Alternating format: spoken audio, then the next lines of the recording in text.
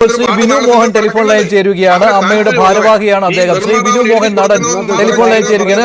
3 പേരിലേക്ക് വരാം. ശ്രീ ബിനു മോഹൻ അമ്മയുടെ ഒരു നിലപാട് ഈ വിഷയത്തിൽ ഇതുവരെ പറഞ്ഞിട്ടില്ല. നേരത്തെ ഞാൻ ശ്രീ ജോയി മാത്യുവിനോട് ചോദിച്ചപ്പോൾ ഉടൻ തന്നെ വാർത്താ സമ്മേളനം വിളിച്ച് പറയുമെന്നാണ്.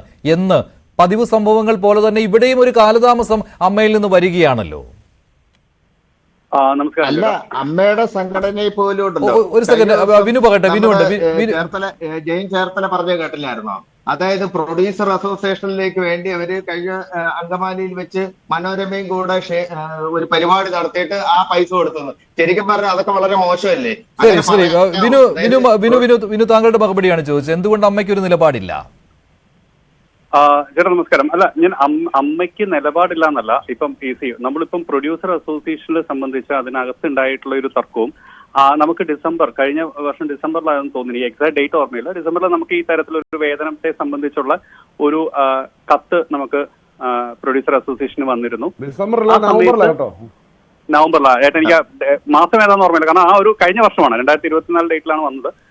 അപ്പം ആ ഒരു കത്ത് എഴുത്ത് വന്ന സമയത്ത് കൃത്യമായി അതിന് ഒരു മറുപടി അയച്ചതെന്ന് പറഞ്ഞാൽ നമ്മളിപ്പോൾ ഒരു കമ്മിറ്റിയിലുള്ള ഈ ഒരു കമ്മിറ്റി മാത്രം തീരുമാനിക്കേണ്ട കാര്യമില്ല. കാരണം അതിൽ പറഞ്ഞിരിക്കുന്ന വിഷയങ്ങൾ നമ്മൾ ഈ 506 മെമ്പേഴ്സും നമ്മളുടെ സംഘടനയിലുള്ള എല്ലാവരുമായിട്ടും അത് ഡിസ്കസ് ചെയ്യേണ്ട ഒരു കാര്യമുണ്ട്.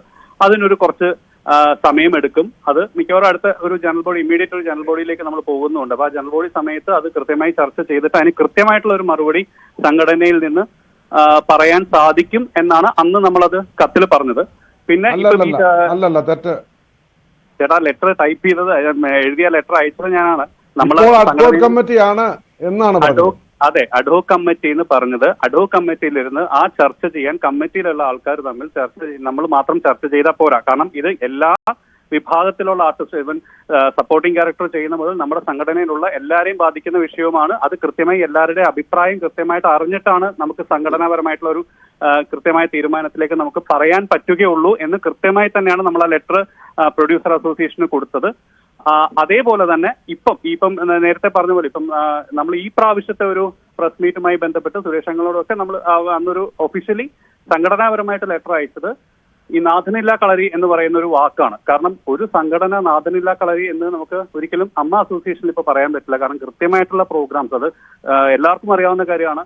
30 വർഷമായി ആഗ്രഹിച്ചിരുന്ന ഒരു കുടുംബ സംഗമം നമ്മൾ നടത്തിയതുപോലെ ഇപ്പം ഓരോ സംഘടനാപരമായിട്ട് സംഘടനയിലെ അംഗങ്ങൾക്ക് കിട്ടേണ്ട എല്ലാ കാര്യങ്ങളും, കൈനീട്ടം ഉൾപ്പെടെയുള്ള, ഇൻഷുറൻസ് ഉൾപ്പെടെയുള്ള മറ്റ് എല്ലാ ആനുകൂല്യങ്ങളും, അതല്ലാതെ തന്നെ മെഡിസിൻ ഫ്രീ ആയിട്ട് ഒരു സംഘടനയും എനിക്ക് തോന്നുന്നില്ല ഈ തരത്തിൽ. കാരണം മാസം അവരുടെ ജീവൻ രക്ഷാ മരുന്നുകൾ നമ്മൾ സൗജന്യമായി കൊടുക്കുന്നുണ്ട്.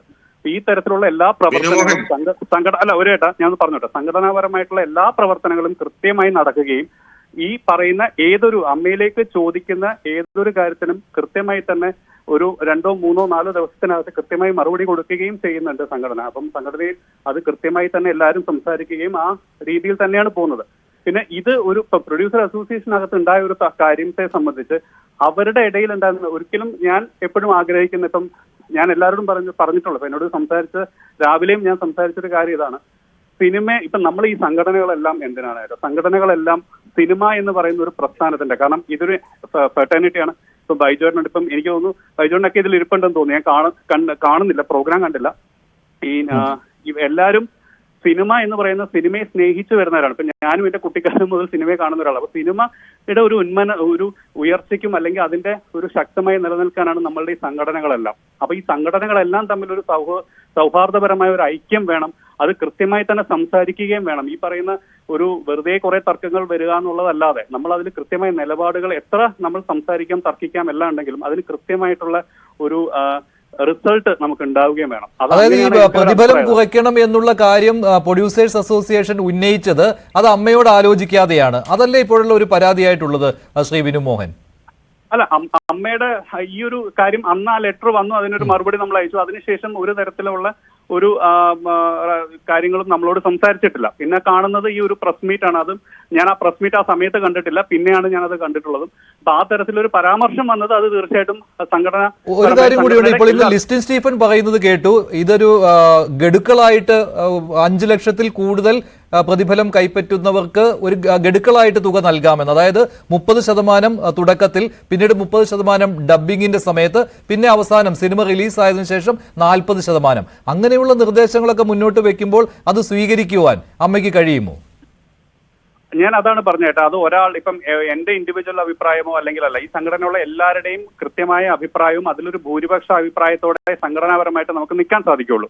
ഒന്ന്, പിന്നെ ഈ പറയുന്ന ഇപ്പം നമ്മളൊരു നിയമപരമായിട്ട് ഇപ്പൊ ഓരോ കാര്യങ്ങൾ പറയുന്നുണ്ട്. ഈ എത്രയോ ആർട്ടിസ്റ്റുകൾ ഇപ്പം സന്തോഷ് കുരുവിള എന്ന് പറഞ്ഞ സന്തോഷ് ഏട്ടന്റെ ഒരു സ്റ്റേറ്റ്മെന്റ് ഞാൻ കണ്ടു. അദ്ദേഹത്തിന്റെ സിനിമയ്ക്ക് ഇപ്പോഴും അദ്ദേഹം പൈസ കൊടുക്കാൻ ഇപ്പോഴും ഒരു ടൊവിയുടെ ഒരു സിനിമയെ കുറിച്ച് പറഞ്ഞു. ആ സമയത്ത് ആ പൈസ കൊടുക്കാൻ ഇപ്പോഴും ഉണ്ട്, അത് ഞാൻ കൊടുക്കും എന്ന് പറഞ്ഞൊരു സ്റ്റേറ്റ്മെന്റ് അദ്ദേഹത്തിന്റെ ഒരു ഇന്റർവ്യൂ ഞാൻ ഈ ഒരു വൈകുന്നേരം കണ്ടതാണ്.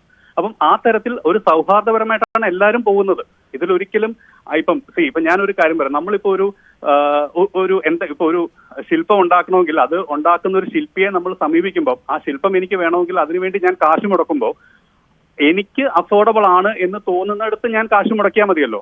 അല്ല, എനിക്ക് അഫോർഡബിൾ അല്ല എന്ന് തോന്നുന്നിടത്ത് എനിക്കത് അഫോർഡ് ചെയ്യാൻ പറ്റാത്ത ഒരാളെ കൊണ്ടുവന്ന് ഞാനത് ചെയ്യിപ്പിക്കുമ്പോൾ എന്റെ ഇഷ്ടത്തിന് അത് അല്ലെങ്കിൽ ഈ കഥ കേൾക്കുന്നതോ അല്ലെങ്കിൽ ഒരു സിനിമയെ സംബന്ധിച്ച് ബാക്കിയുള്ള എല്ലാ കാര്യങ്ങളും കൃത്യമായി ഒരു പ്രൊഡ്യൂസറിന് ഇഷ്ടപ്പെട്ട് അത് കൺഫേം ആകുമ്പോഴാണ് ഒരു ആർട്ടിസ്റ്റിലേക്ക് ചെല്ലുകയും അവരുടെ വാല്യൂ ആണ് അവർ പറയുന്നത്. ഇപ്പം എന്റെ ഒരു ശില്പം ഉണ്ടാക്കാനെന്ന് പറഞ്ഞാൽ 2 ലക്ഷമോ 3 ലക്ഷമോ മതിയല്ലോ. 16 കോടി 20 കോടിയൊന്നും വരത്തില്ലല്ലോ. ഏതായിട്ടാ കേട്ടില്ല. അത് നമ്മൾ ചിന്തിക്കണ്ടേ? അപ്പൊ ശില്പവുമായിട്ട് താരങ്ങളെ താരതമ്യപ്പെടുത്താൻ പറ്റുമോ? ശില്പം ആർക്കും ഉണ്ടാക്കാം. 2 അല്ലെങ്കിൽ 3 ലക്ഷം രൂപ ഞാൻ ടാലന്റ് ആണ്, ഞാൻ ശില്പം ഉദ്ദേശിച്ച ടാലന്റ് ആണ്. ഒരു ക്രിയേറ്റിവിറ്റി സിനിമ വരുമ്പോൾ അതിലൊരു ആർട്ടിസ്റ്റ് അഭിനയിക്കുമ്പോൾ ആ ആർട്ടിസ്റ്റിന്റെ വാല്യൂ അനുസരിച്ചുള്ള എമൗണ്ട് അല്ലേ കൊടുക്കുക? അല്ലെങ്കിൽ ആ ആർട്ടിസ്റ്റ് ഒന്ന് ചുമ്മാ ചിന്തിച്ചു നോക്കിയാൽ ഇപ്പം ഒരു സിനിമ എടുക്കാൻ അങ്ങനെ 72 ദിവസം 80 ദിവസം ആ ഒരു ഫിലിമിന് ഫുള്ളായിട്ട്. അപ്പൊ ആ സമയത്ത് ശരിക്കും പറഞ്ഞാൽ ഈ 70 ദിവസത്തേക്കാണ് ഈ 16 കോടി 20 കോടിയൊക്കെ മേടിക്കുന്നത്. അപ്പൊ അത് നമ്മളൊന്ന് ചിന്തിക്കണം. എന്നാൽ ആ സിനിമ നമ്മളെ മാർക്കറ്റിൽ പോകുമ്പോ ഇപ്പൊ എന്റേതല്ല എല്ലാവരുടെ സിനിമയ്ക്കും അവരാള് കയറ്റുക ചെയ്യണേ. പ്രഗത്ഭരെല്ലാരും ഇപ്പൊ 2ാം വാരം 3ാം വാരം എന്നൊക്കെ പറഞ്ഞുകൊണ്ട് തിയേറ്ററിൽ കൂടുന്നുണ്ടല്ലോ. എല്ലാ തിയേറ്ററിലും 10 പേര് 15 പേര് വെച്ച് ഈ പ്രൊഡ്യൂസർ തന്നെയാണ് ആളെ കയറ്റുന്നത്. അപ്പൊ എന്റെ ഇതേപോലെ ഇപ്പൊ ആളെ കയറ്റാൻ വേണ്ടി സ്പെഷ്യൽ ആൾക്കാരുണ്ട്. ഇപ്പൊ അവര് തന്നെ ഒരു റൂം എടുത്തിരിപ്പുണ്ട്. അതായത് ഞങ്ങളുടെ സിനിമ ഇങ്ങനെ പരസ്യം പോകുമ്പോൾ തന്നെ നമ്മുടെ നമ്പർ എവിടുന്നോ ഇവരെടുത്തു വെച്ച് നമ്മൾ വിളിച്ചിട്ട് പറയുവാണ്, ഞാൻ 15 പേരെ കയറ്റാം, ഞാൻ 25 പേരെ കയറ്റാം, നിങ്ങൾക്ക് OTT വിൽക്കണമെങ്കിൽ അങ്ങനെ പറ്റുള്ളൂ, തിയേറ്ററിൽ ആളൊന്നുമില്ല. പക്ഷെ ഞാൻ 17 പേര് മൊത്തത്തിൽ നമ്മുടെ ചർച്ച വഴിതെറ്റി പോവാണ്. നമ്മുടെ ചർച്ച അതല്ല കേട്ടോ. വിനുമോഹൻ പോസിറ്റീവായിട്ടുള്ള കാര്യമാണ്, സജി പോസിറ്റീവായിട്ടുള്ള കാര്യമാണ് വിനുമോഹൻ ഇവിടെ പറഞ്ഞത്. ഈ തർക്കം തീർച്ചയായിട്ടും പോസിറ്റീവായിട്ടുള്ള കാര്യമാണ്. സജി അതിനോട് യോജിക്കുകയാണല്ലോ. എന്തായാലും പോസിറ്റീവായിട്ടുള്ള കാര്യമാണ് വിനു ഇവിടെ പറഞ്ഞത്. അതിനകത്ത് പെടുന്നതല്ലേ? ശരി ബ്രൈറ്റ്. സജി, വിനു പറഞ്ഞതിനെ നിങ്ങൾക്ക് അത് അനുകൂലമായിട്ട് കാണാമല്ലോ. അല്ല, വിനു പറഞ്ഞതിനെ, കാരണം ഈ അഡ്ഹോക് കമ്മിറ്റി ആണെങ്കിൽ കൂടി അമ്മ അതിനകത്ത് ഇടപെടുന്നുണ്ടായിരുന്നു. അല്ല, ഞാൻ പറയട്ടെ, ഞാൻ കാര്യങ്ങളിലേക്ക് വരും. നമ്മളിങ്ങനെ വേറെ നമ്മൾ വേറെ കാര്യം പറഞ്ഞിട്ട് കാര്യമില്ല. ഞാൻ പറയുന്നത് വിനു വളരെ മാന്യമായിട്ട് അദ്ദേഹം സംസാരിക്കുന്നുണ്ട്. ഈ വിനുവിനോട് ഞാൻ പറയാം, വിനു ഇതിനു മുമ്പ് പല പ്രാവശ്യം പ്രൊഡ്യൂസർ അസോസിയേഷൻ ഈ അമ്മയ്ക്ക് കത്ത് കൊടുത്തിട്ടുണ്ട് പല വർഷങ്ങളിൽ. ഒന്നും സംഭവിച്ചിട്ടില്ല വിനു. അതിന്റെ കാരണം എന്താണ്? ഞങ്ങളെ പ്രൊഡ്യൂസർമാരുടെ ഇടയിൽ ഞങ്ങളുടെ ആൾക്കാർ സ്ട്രോങ് അല്ല. ഉള്ള കാര്യം ഉള്ളപോലെ പറയാൻ ഞങ്ങളുടെ സ്ട്രോങ് ആയിരുന്നു ഒരു കാലത്ത്. കുഞ്ചാക്കോ മുതലാളിയും മെർനാണ് സുബ്രഹ്മണ്യവാനും ബൈജു കൊട്ടാരക്കരയ്ക്ക് അറിയാം. ഈ വാസുവേട്ടനും ജോയ് തോമസും പ്രേംപ്രകാശും ഈ സിയാദ് കോക്കറും ഒക്കെ സ്ട്രോങ് ആയി, സാഗാപ്പച്ചനൊക്കെ സ്ട്രോങ് ആയി നിന്നിട്ടുള്ളവരാ. ഇപ്പോൾ ഉള്ളവരെല്ലാം അങ്ങോട്ടും ഇങ്ങോട്ടും ചാഞ്ചാടും. ഇതാണ് മുതലെടുക്കുന്നത്. പ്രൊഡ്യൂസർ ഒറ്റക്കെട്ടായിട്ടെന്ന ഒരു ചുക്കും ആർക്കും ഞങ്ങളെ ചെയ്യാൻ പറ്റുകയില്ല. പക്ഷെ ഞങ്ങളുടെ ഇടയിൽ ഒറ്റയ്ക്ക് നിൽക്കത്തില്ല. ഇവിടെ ആർട്ടിസ്റ്റുകളുടെ മൂഡ് താങ്ങുന്ന കുറെ ആൾക്കാരുണ്ട്. പച്ചയ്ക്ക് പറയാ ഞാൻ, ഇതുവാ ഇവിടുത്തെ പ്രശ്നം. ഞങ്ങളാരും ആർട്ടിസ്റ്റിന്റെ മൂഡ് താങ്ങത്തില്ല. ഞാൻ താങ്ങാത്തോണ്ട് എനിക്ക് ഡേറ്റ് കിട്ടാത്തത്. മനസ്സിലാക്കി? കാര്യമുണ്ട്. അത് ആണത്തം മണയം വെക്കാത്ത കുറച്ച് പേര്. സുരേഷ് കുമാർ കറക്റ്റാണ്, സിയാദ് കോക്കർ കറക്റ്റാണ്.